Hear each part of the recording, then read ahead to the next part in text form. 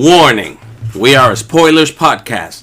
At times we are also an offensive podcast. And we are most certainly a verbally explicit podcast. So if you fear for any of your delicate sensibilities, please back up now before you reach the point of no return.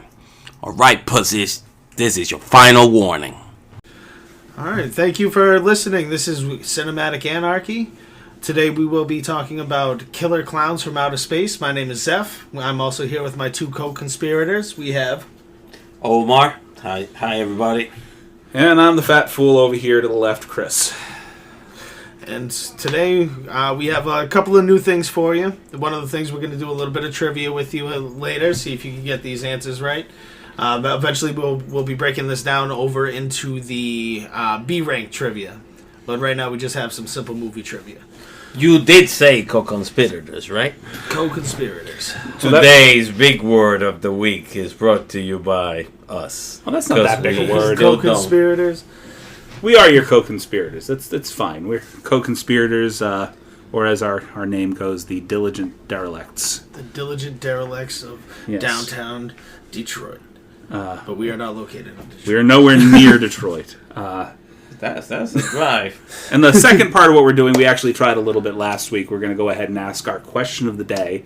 And I'm going to go ahead and reveal the question of the day, and you guys can think about it while we're going through the podcast.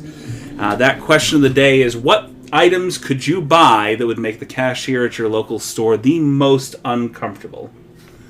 Okay. We have a few ideas for this. We went over a couple of them a few minutes ago. We have ideas of our own, a few of them. None of them leading to any good. I'm going to think of a few more because I don't want to go over what we did before the podcast. Right. I mean, if you guys have anything and you want to comment on this as well, you're more than able to do so. We'd love a good laugh. Hey, I don't care what medium you're listening to this in. If you have a couple of ideas, do me a favor. Leave it in the comments below. Leave it in the comments on the podcasting site, on our Facebook page at Cinematic Anarchy.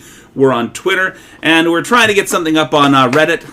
And very soon, we're hoping to have the YouTube channel up so we can put up a couple of live streams of our podcast after we're done filming. We're going on TV, Mom. We made it, Mom. Little TV, big TV on your telephone, wherever you listen to it, watch it, do whatever you do. Yeah, smartphones are the new TVs. Yeah, that they are. So our film of the week, the one that we all got together and watched, is a fantastically trippy little bad movie we call Killer Klowns. They called Killer Klowns from Outer Space. Well, we call it that too because there's no other title. The title of the movie. that happens to be the title of the movie. Oh, Bozo's gonna kill me, Ma. I don't know. Not It, the movie. That's what it is. It's not It. It's the other clown movie. The other movie with killer clowns. I don't know if you guys remember the fad that happened a few years ago of the clowns, like walking up to people's cars at night. Probably. Yeah, you remember this? Different incarnations. A lot of them It. Some of them kind of like twisty or Killjoy-esque. Yeah, just trying to scare the crap out of people, like knocking on their doors at home. I kind of feel like this was the inspiration for that. Oh, no. I think there was a lot of other darker movies than this one. This one, This one geared away from dark and went directly into goofy as friggin' hell. That just... it meant... I don't think it was meant to be scary. It's a very humorous, scary film. More humorous than scary. I think it was an attempt to horror. Yeah, spooky type of horror, you know what I mean? But, I wouldn't call it an all-the-way horror movie. It was just probably a horror topic, a scary topic, if you will. I mean, if you are afraid of clowns, this could potentially be your greatest nightmare. I would love to see somebody who's afraid of clowns and an alien watching a new version of that in 3D. So, it took me a long time to actually watch this movie. I've seen the cover to it a couple of times. I was told it was a really bad horror film by several different people. And I'll be honest, up until maybe 5 years ago, I never picked up the film, ever. And I think it was because when I was younger, I put it on the back burner. Because how bad everybody had told you, what? No, because I love bad movies. It wasn't that. I had an irrational fear of horror movies for a while. Oh, yes. I had an irrational fear of horror movies for a while, and it stemmed from when I was a little kid. Oh. And poor little baby. my mother made the sad, sorry mistake of hooking up a cable box in my room, and we got HBO and all sorts of other lovely stuff.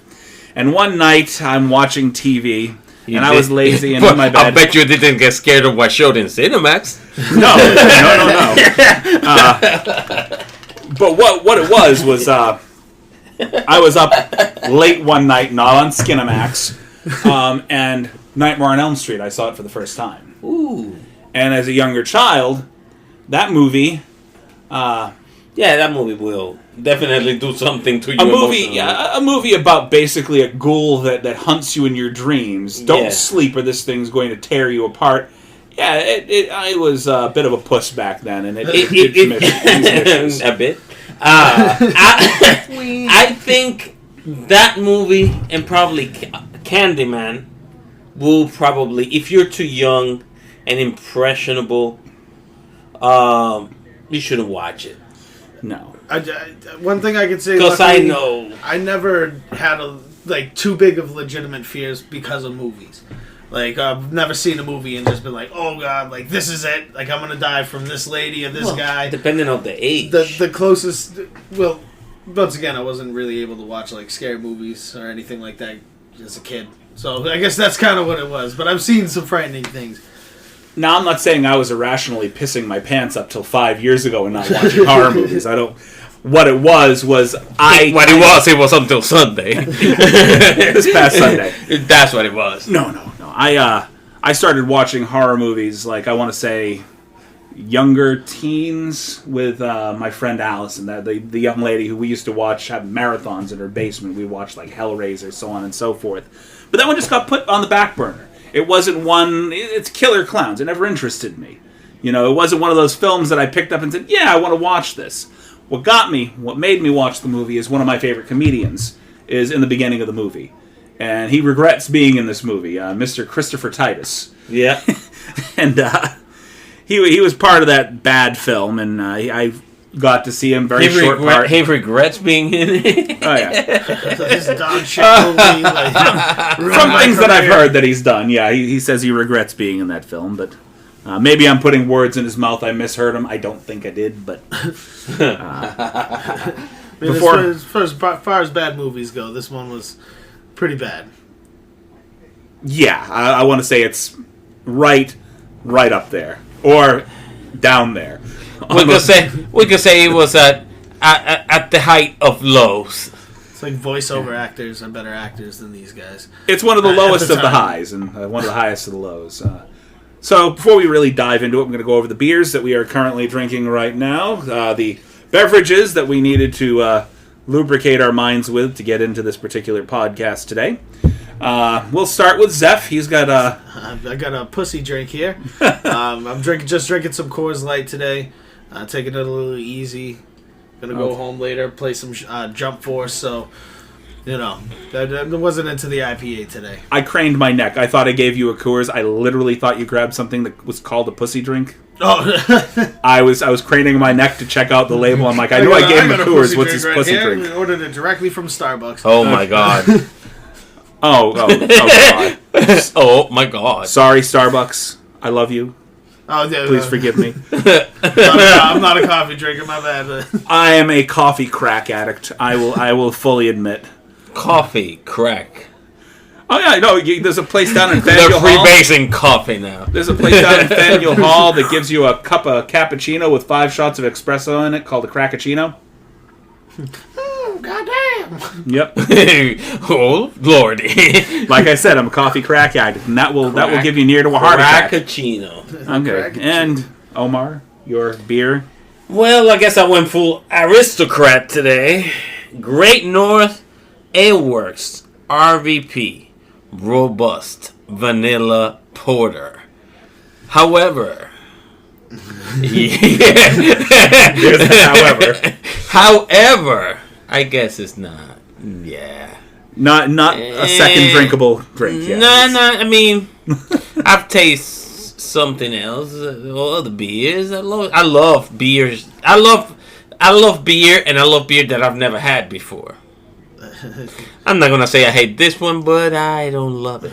They're not going to be hanging out anytime soon. You won't see them at any social gatherings together. Nah. So, I personally have gone with a Samuel Adams, the Sam 76, which all of us are kind of debating. There's sort of a before taste and after taste that's kind of halfway between grapefruit and pineapple. We're trying to decide. Either way, it's a little tart. Interesting drink. Either way. Tart beer. Tart. Yes, it's a little. Drink tart. it, you Tart. tart. I am not a tart. I'm a little loose in my morals, not a tart. That will be a nice commercial. The Drinking tart your tart. taste of Sam 76. You know you want it, you tart. I would say they'd get a few phone calls about that one. All right. So, diving into the film. Fantastic little movie. You have a lot of your mainstays, your main characters. You got the good cop, the grumpy cop. Grumpy cop was super grumpy. You got everything. the southern yokel, who's the first dude to get killed in the film. The old dude with the Pooh Bear the dog. Where's my Pooh Bear? Where the hell is my Pooh Bear? Now, I felt for that guy. Nobody knows what happens to the dog. no. Nobody happened. Oh, I know what happened to the dog. You saw what happened to the dog. He gets taken. A big hole. Big hole opens up. You never see that dog again. And he scoops it up in a dog catcher's net and brings it into the tent. Right, but we don't know what happens to him from that point on. He could be their pet now. He could just be like, you come here, Pooh Bear. A Like, clown dog. He got taken by a net. He didn't get. You notice in this movie there were 2 dogs. There were. And one of them was a balloon. The balloon dog. Yes. Yeah, and he barked and chased you and everything. Sniffed. Then they backed over him in the car. The real dog cost too much money. They should have kept that character. Should have been in the movie longer. Well, you think they could have created one at any point. They could have folded up another dog, you know. I wish they did. I remember first time I saw it a few years ago. I was hoping that they did. And I want to see more of a balloon dog. This is crazy. One of those films that definitely couldn't have come out of a sober mind. So our film, it opens up on a bunch of kids. So we got Christopher Titus is one of the first guys you see, and he's pounding back a beer, holding 2 big things of beer, yep. And he crosses the street directly in front of the grumpy cop. Very, very angry guy. He's basically casing the dude that's walking across the street with the beers, and he goes out into the field and he meets everybody at the I guess their lookout point. I forget what the name of it is. The makeup point. It was the top of the world, they called it. On top of the world. There you go. And those like their little makeup. Do they have those? No. Oh, no. Now they have Netflix and chill, but before they used to have this place where you could go make out and probably get a little something in the backseat of your car. Yeah, there's nothing quite so covert anymore. You don't go out and find the makeout point and you're just like, come over the house. Come on. No. Let's bang in the car. Yeah. Your mom's home. I don't care. Let's go upstairs. Yeah, it happens. And of course, the fantastic Teresi brothers pull up in their clown ice cream mobile. They were something else. Those are the guys you need on your team. Yeah, definitely. No matter where you go, you need these 2 people on your team. Outlandishly crazy. You're never going to get a girl a day in their lives. But They got girls. They make a hell of a wingman. No. They got alien clowns. They didn't get girls. Listen, the gender's a gender. Right? They chose those that were female ones. They chose to be female ones. They made the boobs nice and big. Those things blew up like the dog blew up. Yeah. Those were the amazing inflatable tits. They just listen, they could go wherever they wanted to go. Pussy is pussy, and the alien clown pussy is still pussy. How, Dr. Seth? How are you so sure that they're working with the same anatomy? They are killer clowns from outer space. If it's a wet crease, we're good. No. What the hell? Now I heard everything. Pardon me, I'm going to take another drink here after that. Now I've heard everything. Oh, boy. Wow. Said a wet crease. Oh, no. I can die happy now. So we do is You ever fucked a moon woman? I fucked a moon woman. You know what I mean? How'd you do that? That'll be a story to tell for real. She had gills, you know, like.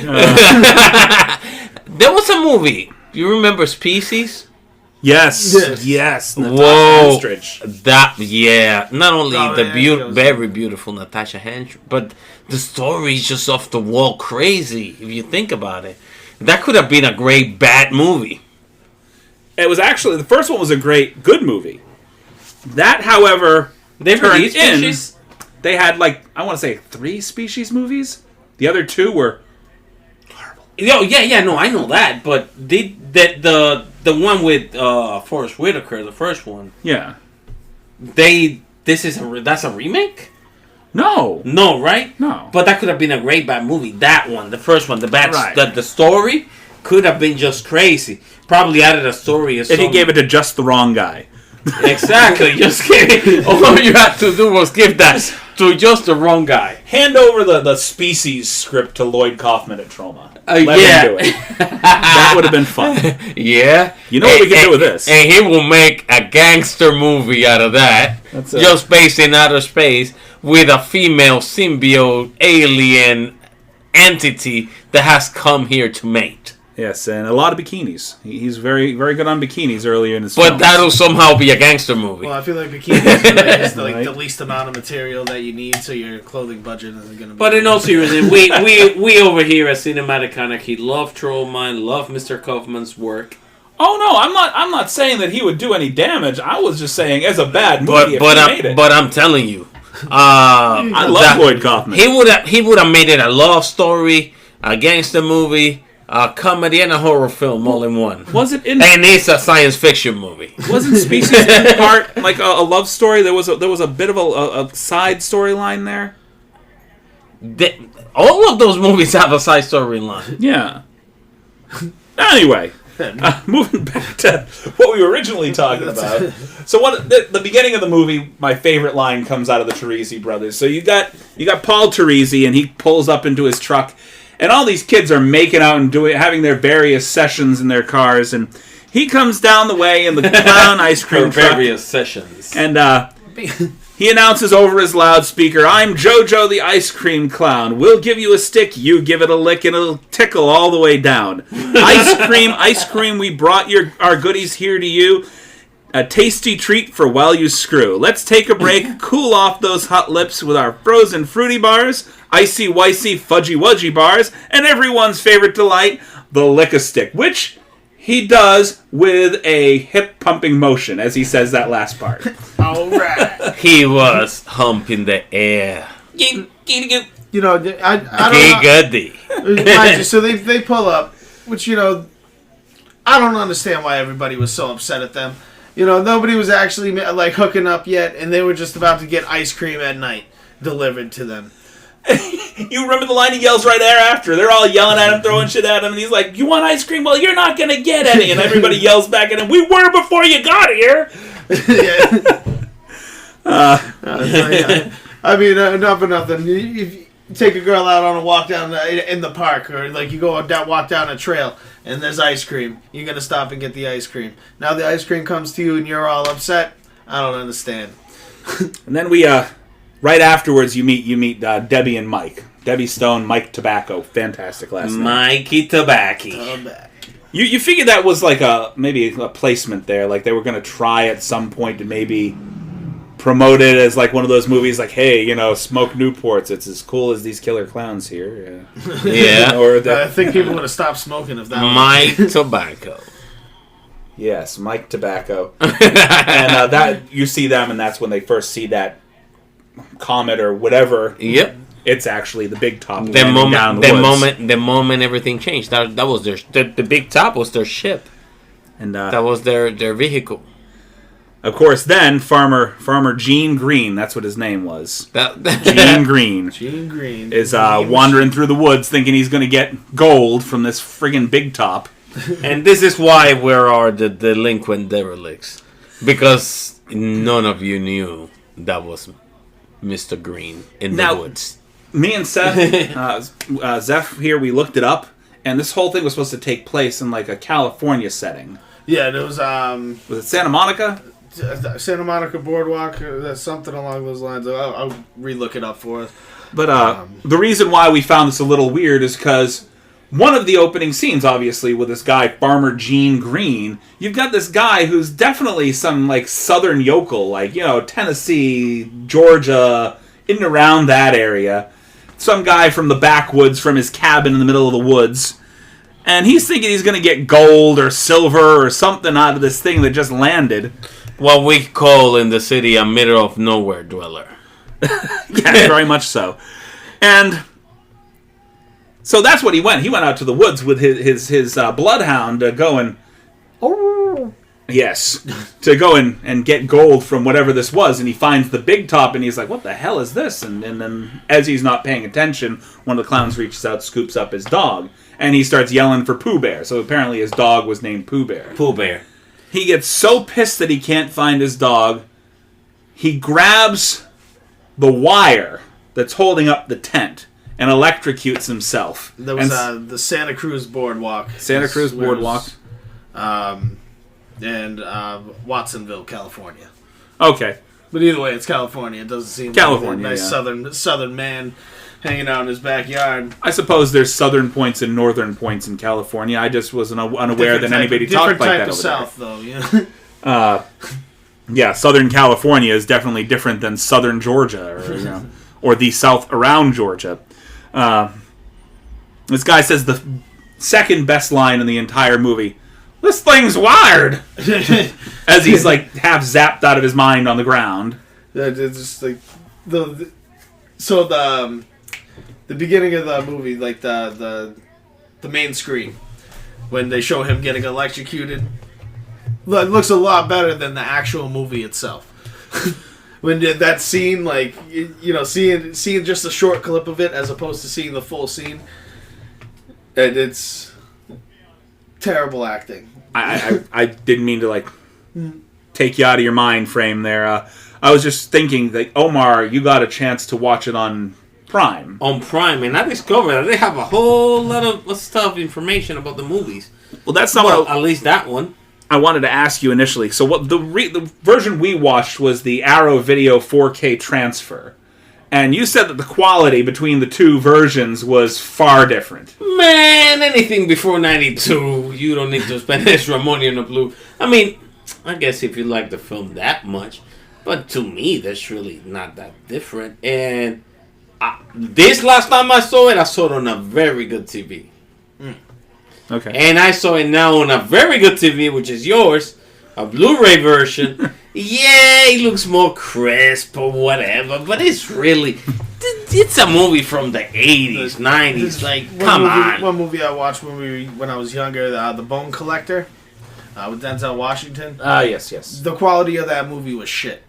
Every time I watched it, and then I recently saw it on HBO when they like remastered it, and I was like, "This is a completely different movie." Like, oh shit, you can actually see what's going on over here. And sometimes I feel like The Bone Collector. Yeah, The Bone Collector was a very good movie. Sorry, it's all right.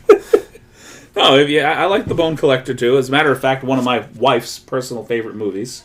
She absolutely loves that film. Have her read the book and a few other by that. She has. She has. Any book freaks? The Coffin Dancer. I feel with a lot of these older movies, like the B films, the low budget films, you're almost losing a little bit of that visceral experience of watching it on a VHS cassette.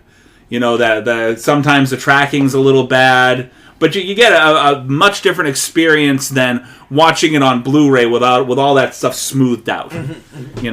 And there's a difference. I'm not. Go from one end. I'm not gonna say missing out. I'm not gonna call it missing out, but definitely the nostalgia element is there. I'm not gonna take my ultra high definition 4K television and put a VHS. The nostalgia factor. This is the reason why some of us pay for Boomerang on streaming service. Boomerang, yeah, because I like my cartoons. I like my classic cartoons, 80s cartoons especially. And that sound you heard in the background was not a mic drop. It was literally a phone drop. You tossed your phone out of your shorts. No, I picked it back up. Okay. But yeah, So, yeah, I understand the nostalgia. I get it. But no, I'm not going to say missing out.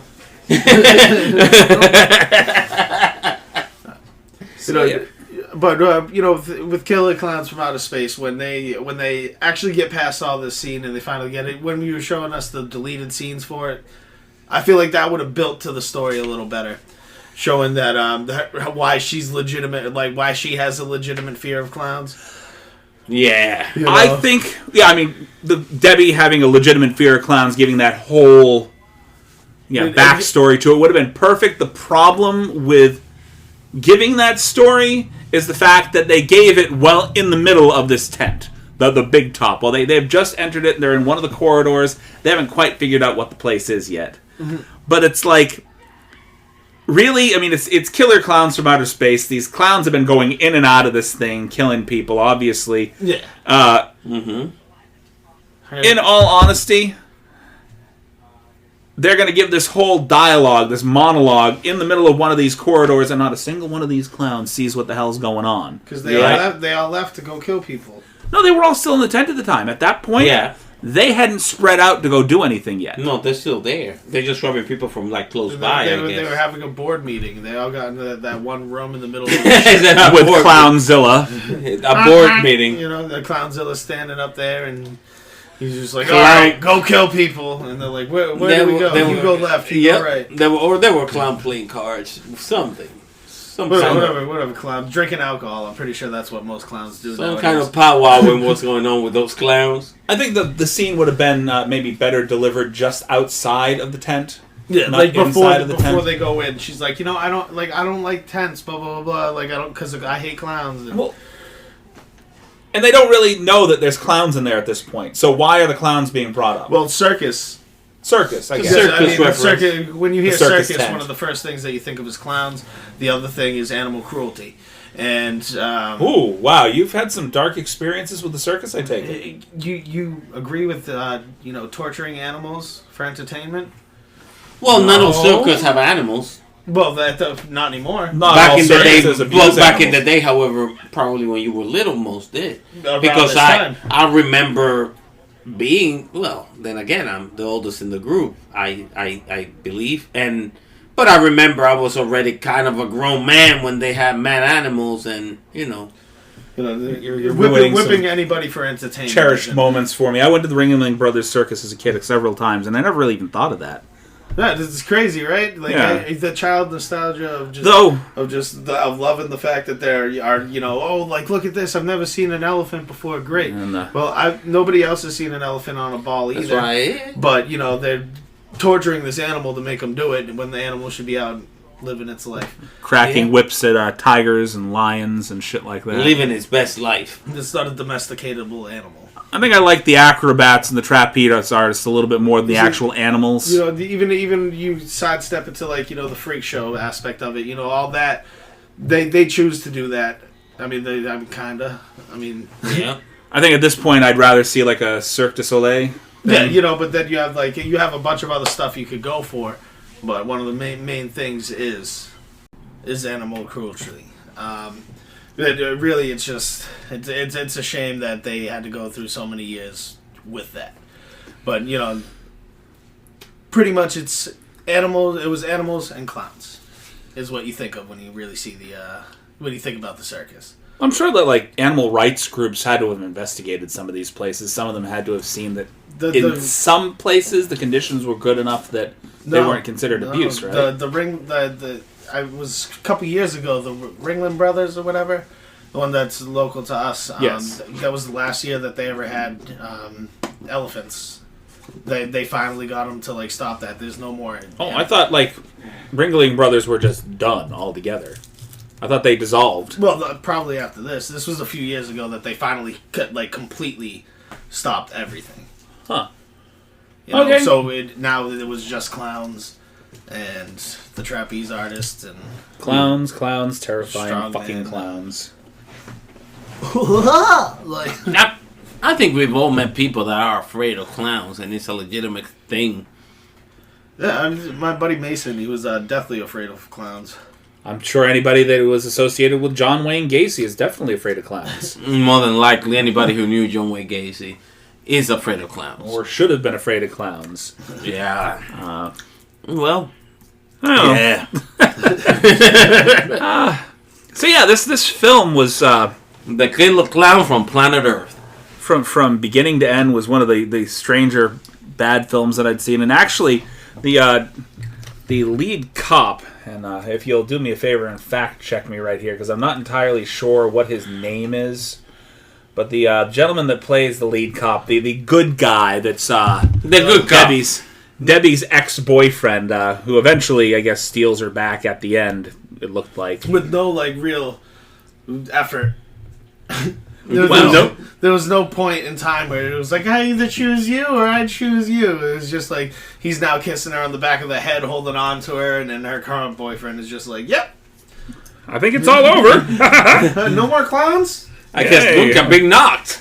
I mean, I guess he kind of realizes at one point, it's like They're still feeling each other. The cop says it in a real snooty attitude, but he's just like, I guess she chose humor over stability or something like that, Oh yeah. And Mr. Tobacco kind of was just like, well, I guess I am the joke here, and I guess he kind of accepted it, but no, he looked a little pissy when he made that comment. They were both in the cop car going out to see this tent at the time. Yeah, but he definitely looked pissy, but it was kind of like a realization to him too, like, man, I'm not stable, I hang out with the two ice cream men. The cop's his name's Dave, and I was trying to place the face. So when I first saw this movie, never connected. I've seen this movie a couple of times. Finally, I'm sitting down with Zeph the other evening, Nomar, and we're looking at this guy. I'm like, who the fuck is that guy? I've seen him somewhere else. And lo and behold, John Allen Nelson, who plays Dave in this movie, he actually starred in one of the first episodes of Friends as Paul the Wine Guy. Paul the Wine Guy. The running joke for that whole first episode. And so yeah, I mean that being one of my favorite sitcom television shows. I know a lot of people have different opinions. Some people think it's a little dated. I can still watch it and laugh. Friends, yeah. Friends, yeah. A lot of there's a lot of things that are time proof in humor and in anything. That wasn't like a drum beat that you just gave there, Seth. It sounded like you were smacking somebody around. Yeah, all was missing was to be a kung fu movie. Yeah, the entire movie was just a trip, and of course John Vernon, that's Curtis Mooney, the grumpy cop. Mm-hmm.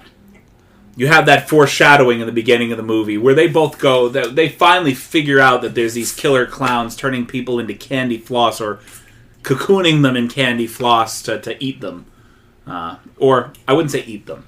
So they drink them. Yes, there was that scene with the big fat clown that takes this massive silly straw and pops it in there and basically juices the dude inside. He tests it out. You know what I mean? Gives it a nice little flick, make sure that it's ripe. We want to make sure that our filleted dead human inside the candy floss is nice and ripe, because we'd hate to eat a human that was a little... Well, you're drinking a human. It's more like a wine cellar now. With a nice Chianti. 43 Earth brand, Human-sized wine cooler. And we actually commented the way that they set up the candy floss, the way that they hung them up inside the ship. They actually looked like massive rabbit's feet. They did. But at first, that's kind of what I thought they were doing. When I first saw that scene, you see just a bunch of pink, hanging things. I thought, they were turning people, people were good luck charms. You know what I mean? And they were turning them into rabbit's feet. It's possible they were looking for luck to get off the planet. People's feet. We cut off rabbit's feet. Oh, good luck, rabbit's foot. It's a big-ass fucking rabbit's foot.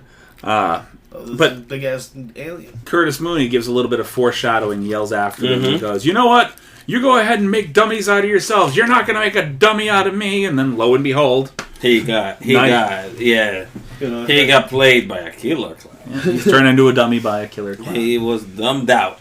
So you said there was a lot of references in this movie that you had come up with that you wanted to kind of point out to us? No, not only come up, but basically the movie was full of nods and shout-outs to older films of the genre and other things. Okay. Some references are mentioned here, and if anybody watches Prime, they have this section of your movie that you're watching or your show that you're watching that has the cast, that had trivia about it, information. There's a ton of information on this one. Okay. One of the things to me, I think, is a coincidence. References Winnie the Pooh and the Honey Tree. The dog is named Pooh Bear. Okay. Bear? Yeah. There's my Pooh Bear. That same guy. Of course. However, Yeah. a very good connection that was made was references into the references Invasion of the Body Snatchers. 1956. Cotton candy shaped cocoons allude to the giant pods from Invasion of the Body Snatchers. Huh. Okay. All right. That one I did not connect. And here we're thinking like rabbit's feet, and you know. No, I got the other one. There was the similarities to the movie, the 1958 classic, The Blob. Mm-hmm. So both movies, the first victim was an old geezer living in a cabin with his dog. In both movies, they have a decent cop named Dave, and he doesn't believe the young people, and then a crabby older cop who seems to have a grudge against the youngest citizens. Yeah. Younger citizens. It mentions a part of in the connections where basically all of these are shout-outs and nods and references to previous movies of the genre or subgenre. There's also a poster of the 1962 film The Trial. The poster of that movie is shown somewhere. And it's at, almost half an hour into the film you'll see it. There was a poster of it? Yeah, poster of the movie The Trial. 1962 film The Trial. Other stuff, the shower scene is a reference, for example, to Psycho. Well, okay, I could kind of see that. That's reaching a little bit. There's also the references to Nosferatu, shadows, where the clown was making shadows on the wall. Okay. 1922 film Nosferatu. References like to The Exorcist, when the hex scene... when he hits him in the back of the club of the head. And the guy just flips his head back. Okay, yeah, the clown that spins his head around and he slowly just shuts references to the shuts the cell door. That was a reference to The Exorcist. The reference to Gremlin, when the popcorn grows into the evil and dangerous little creature. The guys that were coming out of the hamper, I believe those were. Okay. Popcorn becomes those dudes. You're saying like they're just like the babies, you know? Yeah, that was interesting. The popcorn becomes the spawn of those little babies, which I guess that's how they breed or they create new clowns. But I was saying during the movie, it's kind of like a Cybermen from Dragon Ball Z, and they plant like little weaker beings, okay, to like fight for them. You know what I mean? But obviously they kind of resemble like their humanoid. Well, not really, but like in Dragon Ball Z, it's a little green creature. So, nope, I was unaware of that one too. Wow, God. All right. There's also it talks about a lot of goofs in the movie too. Like when the farmer goes into the home, you can see the prop master when he opens the door. Now that scene, I read about that, and honestly, I thought that was like his wife. If they hadn't actually mentioned that it was the prop master that was standing in the door of the cabin, I would have thought it was the guy's wife. You know, I honestly didn't put that particular one and one together without the extra information. You know, it's like I thought it was just the wife kind of handing him his shit, saying, "Yeah, go on your way and go hunt for your gold, dimwit. Take your dog too. Get out of here." Yeah, silly dog too. Don't worry, we're gonna come back with our gold, Martha. You'll see. Just get out of the house. Then the reference to Godzilla in the form of the giant clown. Yeah, and actually the giant clown at the end of the movie, that was played by one of the three Chiodo brothers. Wow. So he was the guy dressed up in the suit playing the... Now that brings actually up one issue that I have with the movie. So throughout the entire movie, these clowns that are just killing people left and right, there's one major vulnerability on these clowns.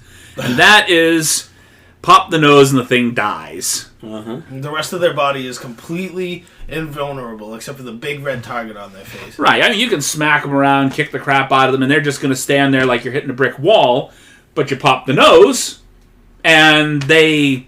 I don't know what it was. They turn into... the confetti and then a light glowy ball that explodes. Yeah, it like spins around like a top, like their spaceship does before it takes off.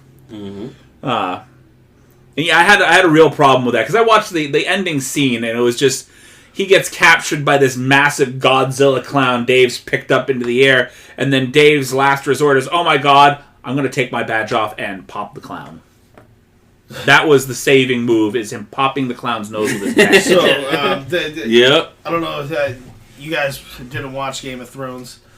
Nope. Neither of you two.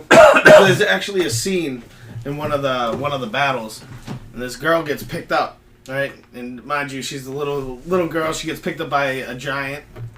You know what I mean? And brings her up, and he's like about to bite her head off, and she does kind of something similar. She like pulls a knife out of like her end coat and stabs it in the eye, which kills the giant. You know, so maybe Interesting. like it's kind of spot on if you. So you think that they took that as a reference from Killer Klowns about outer space? Thinking about it a little bit, like I'll play the scene for you later, but you'll look at it and you'll be like, that's kind of similar, I mean, who knows? Probably. Well, but at the end of the day, he pulls off his badge, which I don't know if they're sharp. Maybe it's like an escape tool whenever case they ever get kidnapped or something. But he pulls his badge off and just bonks it in the nose real quick. I'm guessing it has like the regular pin like most of those things have. They would just kind of slip it off. It kind of pins in place and... But if that's still the case, like a little pin took out, like... You friggin' Clownzilla, yeah. This massive clown. You'd think maybe they would have looked into the defect that allows their nose, the big bright red point on the front of their face, to be the massive vulnerability there. Just make it interesting, you know what I mean? Could have been like they got a third nipple. Festivities. They got a third nipple that you've got to twist in a certain combination and then it pops, No, not the nose. I mean, definitely. Even if the nose, though, like, okay, you shoot the nose off. Okay. But you poke the nose, no. No, it's... Like, yes, if their whole body was invulnerable except their nose. Well, that's what I feel like. Why was the shotgun necessary for the other guy? Why did they have to shoot the entire nose off for the... At this point, you could just punch them in the nose. Right? Just punch them hard enough. If just a small puncture is going to do it, why the hell bother? Why waste the ammo? Right. Now, Curtis Mooney, that was that scene where the big clown comes into the police station. He thinks it's a whole joke. And how many of you were waiting for that flower to have some kind of corrosive material in it? I thought like when he got squirted with the flower, it was over right there. But, that would be some shit. Well, you know how the clowns have the flower on their shirt? Yeah, the lapel flower. That would have been like something like, oh, look at the flower. And instead of the pie being disintegratable, like the flower shoots out the acid per se. And we all did notice that a lot of the clowns, the ones that were actually holding guns, when they hold the gun up, there's another little clown on their hand holding the gun. Yeah. Which was odd. Yeah, very. But all in all, I mean, I've seen the Killer Klowns movie about, I want to say 3 times in my lifetime at this point. And I haven't really been disappointed. I love a fantastically bad movie, and like we were saying, that's like right up there. What I think it is more than anything is super trippy. Super trippy. This film qualifies as so many things, as far as being a comedy, being just a film to watch, but properly seasoned. They seasoned, basted, and baked into the couch. Baked into the couch. When they first end up getting into the when they realize that it's a spaceship and not the circus, they enter some weird combination into the door somehow, and because they automatically know the combination to the circus clown elevator, and it's the most impractical doors also, but they end up in a room with a giant, like the energy source, what it looks like for the spaceship, and I thought that was going to be a big thing. I thought like that they would have had to go in there, shoot that to like destroy the ship. Right. But it's not like that at all. Like some Star Wars thing, Yeah, one irrelevant room. Just irrelevant room with an impossibly small ledge. Why? I mean, wouldn't these clowns, like, accidentally at some point just barge into this room, fall off the ledge, and into the big hole below? I mean, maybe if they step off, it's like anti-gravity over there. Who knows? But I don't know. I'm skeptical. yeah, you Rather, yeah. So, how do you repair it? How do you get over to the big ball on the other side of this, like, big, like... You saw Clownzilla. He came in on marionette strings. Maybe that's how they get around. That's to the higher parts of the building. Well, one of the clowns also was riding a bike, but wasn't riding a bike. Like... Yeah. A lot of the clowns were doing things that they weren't necessarily doing, but...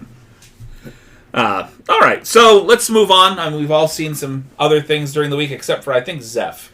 I think Zeph's been out of the... out of the movie game for a little bit. Catching up on some shows. What else have you seen this week? I saw a movie called King of Thieves with Michael Caine. I enjoy this film very much because it is a bunch of old men that come together for a heist to steal some diamonds. And they're really old. Just basically retired criminals that have come of age, and you know how that goes. There's a couple of them a little less old, but to give you a little hint of how both elegant, very smart, and funny the movie is, one of the old dudes falls asleep during the heist. Okay.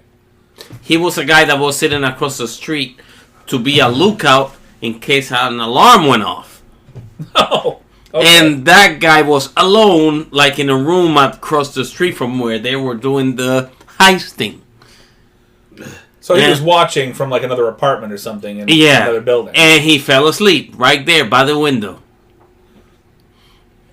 So if an alarm goes off, this guy was supposed to be on the lookout for when the cops came. And of course he's asleep and the cops come. Well, he has a little walkie-talkie. So at this point an alarm did go off and they're very much trying to call him on the radio. Over and over, and the guy just out. And he's out. Plan B. He's not just sleeping. Somebody drugged him asleep. So one of the guys pretty much went out of the place where they were doing the thing, went across the street to the apartment to wake the guy up. He took a break in the middle of the heist to go wake the dude up across the street? Yes, sir, he did. That's terribly impractical. Well... You know what? I think maybe Jimmy over there fell asleep. I'm going to go next door. If you guys could just finish up the heist over here. No, it was with a little bit more urgency than that. They knew an alarm went off. And it went off. Oh my God. The alarm went off. Oh, man. At that point, if you can't get a hold of him, don't you just finish up your shit and go? Could you imagine Christopher? Come in, Christopher. And Christopher's over there. Come in, Christopher. An alarm's going off. Be on the lookout. And the guy just ran. Because the first thought in my head would be somebody killed him. The cops already knew. So the guy he ran off. Like, ran to the to the building across the street. And went and woke the guy up. I mean, was that his first reaction? Did he just go and wake him up? Or was this... He's like, we thought you were fucking dead. What the hell's wrong with you? No, he didn't say anything. It's like, get it together. Like, you're taking a nap in the middle of a heist. You're our lookout. You can't be a... Yeah, I was going to say insomniac. That's not the word that I was looking for. What's that word for... Narcolepsy? Narcoleptic. You can't be narcoleptic in the middle of a heist. So, yeah. Watch it if you... those of you who have Prime, that's where I saw it. I'm sure you can find it elsewhere. Michael Caine was in it. There's a couple of actors whose names now I can't remember. But some British actors. There's a couple that you might have seen in other movies. Watch the movie. Other things. Yeah. Watch the movies. Watch the movie. And yeah, I mean, you will like it if you like movies where the bad guy wins at the end. Because the guys are doing a robbery, and I'm not trying to spoil it, but basically, they're very smart. We are a spoiler-based podcast. Yeah, exactly. I watched two films. One, which I will mention briefly, I watched Hardcore Henry. And Was it Hardcore Harry? Maybe I'm trying. I think maybe I said that right. It's Hardcore Harry. And that was brought to you courtesy of Sam Adams and Sam's 76. That was brought. Thanks, Sam. That was brought to you by the fact that my brains are pretty much leaking out of my ears at this time of the day. Well, we're men of a certain age. At this time, our brains are bowls of oatmeal. Speak for yourselves, all right?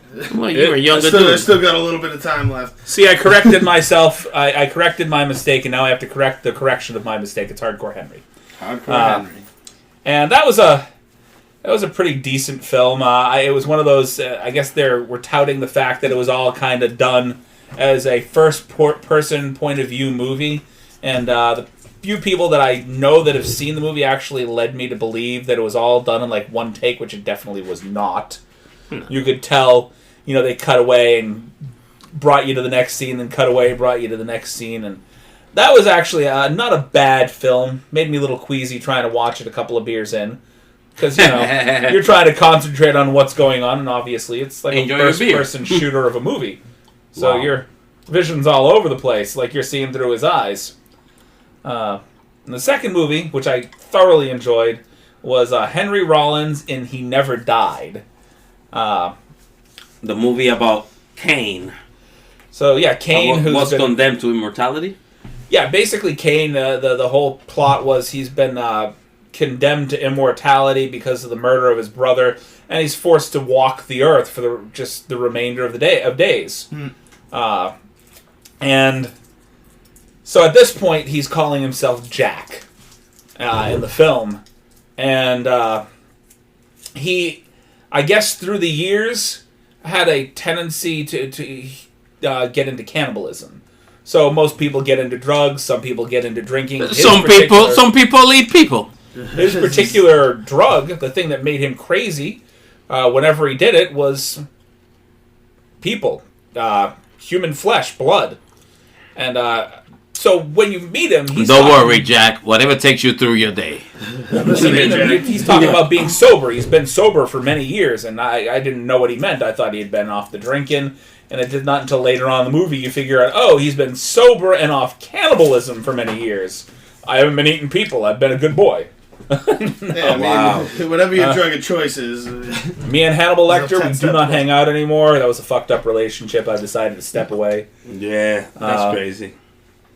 But yeah, so I was watching this film, and in all honesty, I like Henry Rollins. I've listened to a lot of his spoken word stuff, and honestly, this movie, after watching him play Cain/Jack in this film, it just brought my appreciation of his acting work just up to another level. It was really good. I'm sad that it got buried. Like, that should have been a theatrical release. I would have watched that in the theaters. And maybe it did. It was in some theaters. It was probably one of those, like... That's an independent films, because that's how I watched it. Select theaters, Yeah. One of the movies I went to go watch in select theaters was The Interview with Seth. Why can't I think of his name? James Franco and Seth Rogen. Seth Rogen. Oh, people call me Seth Rogen. So that I thought was like a direct to Netflix thing. I didn't realize that it had ever been released in theaters. It was supposed to be released in theaters. What's the name of it? The Interview. Whoa. And it's about this guy interviewing Kim Jong-un. Like two reporters that were supposed to go over to Korea and interview Kim Jong-un, and then the CIA intercepts them. Yeah, I think it was supposed to go to theaters, but like it ended up they ended up being shelved. Yeah, they cut it out of theaters like due to controversy. Yeah, like threats and all that stuff. And of course Netflix was, fuck you, we're going to play this. Yeah, Lil Kim got mad about it. Yeah, they released it in select theaters. I went to one, I want to say it was in Lynn or Lowell or somewhere around there. And there was a lot of Asian people there, and I was scared out of my like wits. I'm like, one of these guys is a Korean bomber. Like, wow. Because I was so scared. Like, wow. We're going to leave a lot of the off-color stuff to you, Seth, because you say some stuff that... you say some off-the-wall That's me. That's Zeph over here. Don't use my government name. Yeah. I don't want the hate mail, even though I'll get it. No, like, I was, like... Alright, let's just say I was on the antidote. I was high. You didn't give out the mailing address, so you're good. No hate mail. We'll take a while to get At the end of the take a while. No, like, it was more just like me, like, observing, like, you know, like, hey, you know, there's threats against people's lives who go watch this movie. Are they here to watch, or are they here to hurt someone? Yeah, you know, it could be that one. Could be a protest. That one radicalist that is just like, oh, I hate all you guys. Like, it was a very funny movie, though. Very, very funny. Yeah. I mean, it was humorous. I mean, whatever those two do, it's relatively funny. And they hate us. Seth Rogen, I'll give that to you. I'm on the fence about Franco. He just plays that douche. I love Seth Rogen, but James Franco, there are things I've seen it. If anybody has seen HBO The Deuce, he does great on that movie.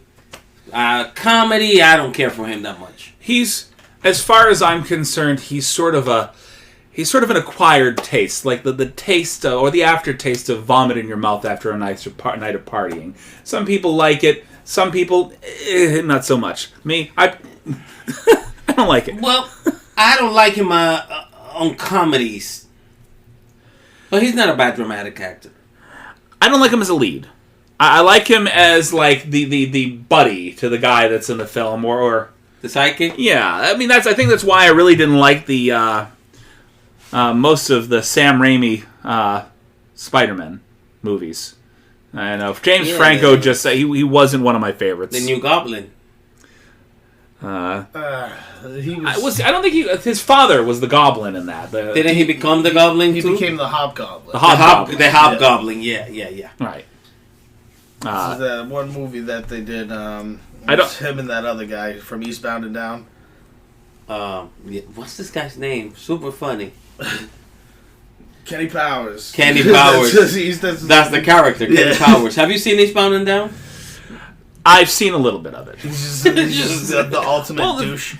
You gotta understand, like, I invest a lot of my time in movies, so I don't watch a whole lot of just, like, sitcom or episodic television shows. I need my laughter, so I watch a lot of humorous stuff. It's Bound and Down. I got my pitch back. You're fucking out. Yeah. Danny McBride, though. Danny McBride. There we go. Yeah. I always confuse the two. But one of the movies that James Franco and him did, it was Your Highness. And I remember that movie. Yeah, that one was like that genre of movie. Like he plays like the ultimate, like just. He can play that happy-go-lucky, just like me against the world, and everything's beautiful, you know. Like, even though everything's falling apart around him, he's like you just have to touch his penis, you know. No. How about now? All right, so we're at the point where we're getting to the end bits of our podcast. So we're going to start over here. Mr. Zeph is going to go ahead and read us a few trivia questions, and we're going to either answer correctly or not correctly. Either way, you'll get the correct answer at some point. Okay. All right, so like I said, these ones that we're starting off with, this is just pure movie trivia. We haven't really gotten into we're gonna get a list of B-ranked trivia, just solely B-ranked. We'll see where that goes. Okay. That's one of the things. That's why I'm gonna read the questions, because I don't know half as much as you two do. So. Fair enough. All right, so in Wayne's World, Wayne and Garth would make a special noise when they saw a hot girl. What was that noise? Giggity, giggity, goo. Oh no! That of course not. No, that's Quagmire. That's not. Of course, you know the appropriate sound. The shwing. Swing. Yep. 1 point to Chris. You know, not that we're really keeping score, but scoreboards always count. Don't point that thing at me. Now, in the motion picture Batman, who played the original Joker? I figured this one was just an easy, but Joker's my favorite character. Now, wait, before we answer that question. When they say motion picture Batman, are we talking like the Michael Keaton version? Who played the first Batman? It wasn't the original Joker. I apologize. Because there's two. I mean, because you have the Adam West movie, which was Cesar Romero. And then you have Jack Nicholson, who was in the Michael Keaton version. All right, it would be the Michael Keaton version. Okay, well, we've answered your question. Yeah, there you go. There we go. You know, Marilyn Manson. You see, but that's one of the reasons why I wanted to bring that up. Because Marilyn Manson is the Joker? Yeah, Seriously? in that movie. Nah, we know it was Jack Nicholson.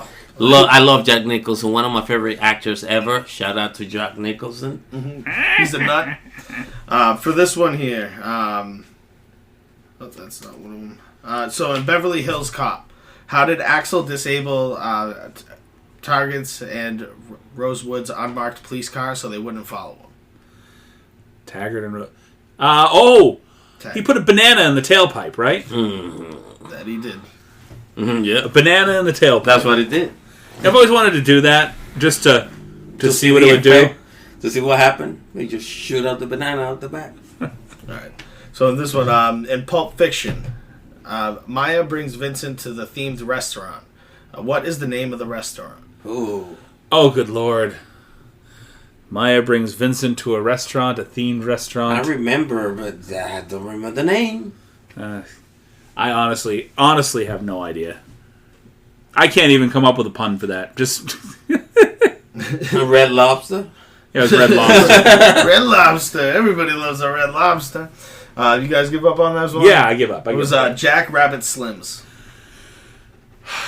I feel like I need to go watch Pulp Fiction again now. Yeah, no, we should definitely. Yeah. You think you know everything about a movie, right? I love Quentin Tarantino too, and that one went over my head for a minute. Yeah, and then we have this one here. In the critically acclaimed movie Rain Man, Raymond buys his underpants from which supermarket? Supermarket? Mm-hmm.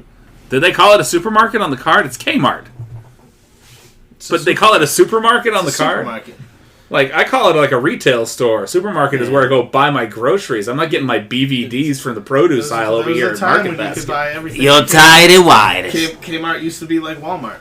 Also, when's the last time anybody saw a BVD? Wasn't that like an 80s and 90s thing? Yeah, BVDs, yeah. DVD. I made myself look a little older than I actually am there. It wasn't that far back when they disappeared. I think Michael Jordan was one of the few people that actually did like commercials for BVDs, if I'm not mistaken. I don't remember. And Michael Jordan. Just a few questions to just spark our imagination. Give it 5 for the first one. You guys have any questions that you think that we might be stumped on? Definitely give a shout out in the comments to it. What I really want to get into now, though, is the question of the day. The question of the day. And that question of the day is, what items could you purchase that would make the cashier at the store very uncomfortable if you purchased them together? I kind of sidetracked my brain off of this question, and now a million ideas are popping up. Let me see. Okay. So I'll just mention one of the first ones that I came up with. And, of course, that is the atypical answer, which is the duct tape, rope, and a chainsaw. Of course, that will, yeah. Mind you, that'll bring anybody thoughts. There's certain stores that you pick those items up in, and of course, the cashier is going to have some questions. Now, if you go to Home Depot, you might not get as many questions. They're going to look at you like, okay, well, he needed some stuff here. Of course, if you can find a chainsaw in Target and purchase it, they might question you, like, where the fuck did you get the chainsaw? I know we sell the rope and the duct tape. Where the hell did that come from? I want one of those.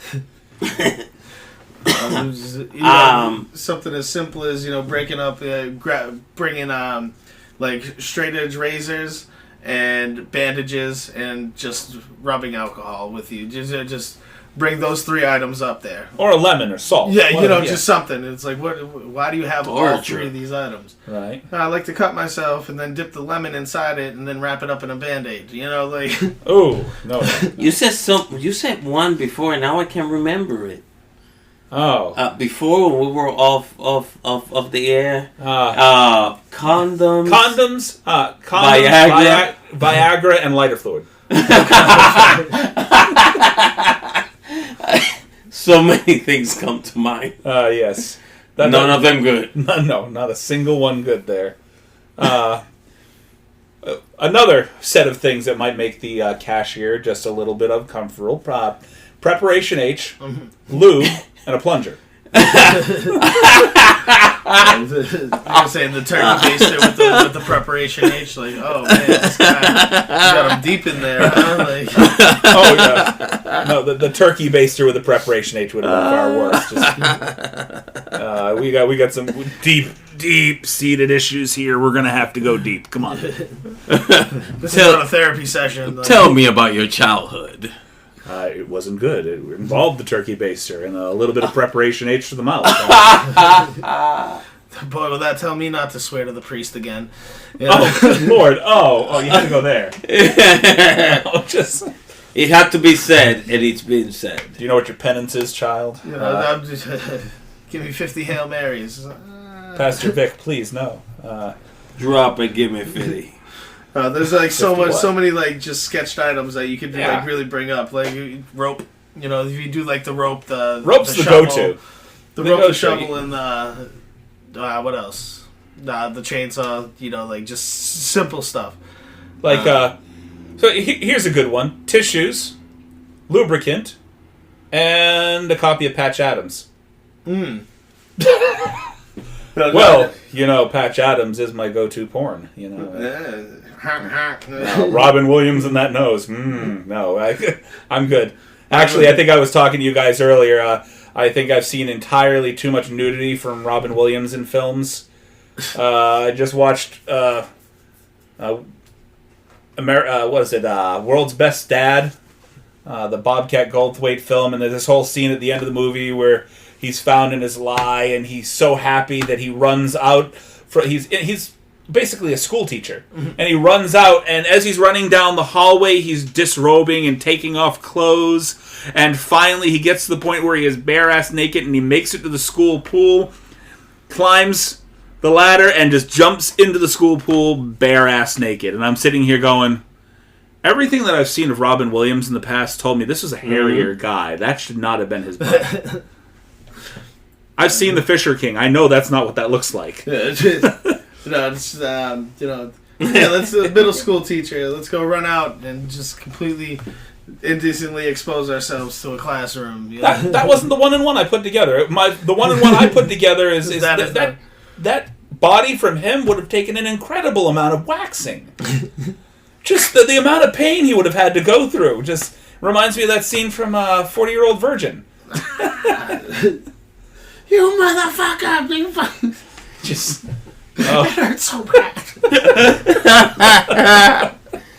Okay, well, with that, I do thank you for taking the time to listen to our rambling bullshit once again, and again, thank you to every single person that managed to land on this podcast this evening, and if you listen through to it all the way to the end, God fucking bless you. Anything else you want to say, guys? Well, everybody, stay safe. Make it a great week. Make it a great day. Whenever you listen it, try to make the best of it. And we'll see you next time. Yeah, then it was a pleasure having you guys listen to us again. If, like Chris said, if you guys want to hear us talk our bullshit anymore, feel free to tune in next week. We plan on bringing many more podcasts out to you, and, you know. Oh, you're real positive. Next week, huh? Well, we do multiple podcasts. Yeah, sometimes. Yeah, well, of course. We've been every week so far. We're gonna. Sometimes we're not quite as coordinated. We all got here tonight. We're all a little drunk now, so we're not going to be as coordinated leaving. Well, that's okay. You have to coordinate. Time and clothes gotta coordinate. It's gonna take a while to kick in. It's gonna take a little. That's inside joke. We'll explain that one at some point. Yeah. And with that, fellas, it's time for me to go break the seal. Good night.